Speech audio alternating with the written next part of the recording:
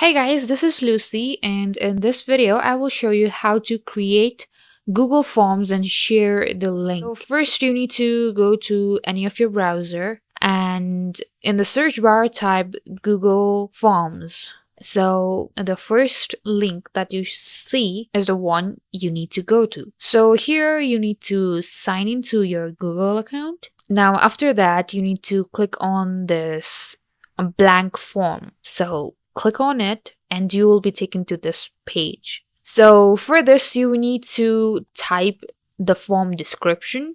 I'm just gonna go ahead and type a text form. And here you need to add your questions. So after that, you need to create several options. Here, option one, and if I click on add option again, it will give me a new space to add my options. So just like this, you can create a form and click on this publish button at the top right corner, and now you can publish it. So after publishing it, you can share it by clicking on the published button again and click on copy responder link. So click on it, and if you want to shorten your URL, you can click on this checkbox and you will find your link a little shorter, and then you can send this link to the respected responders or your friends to share this link. Thank you guys for watching. For more tutorials, don't forget to like and subscribe, and I'll meet you guys in the next video.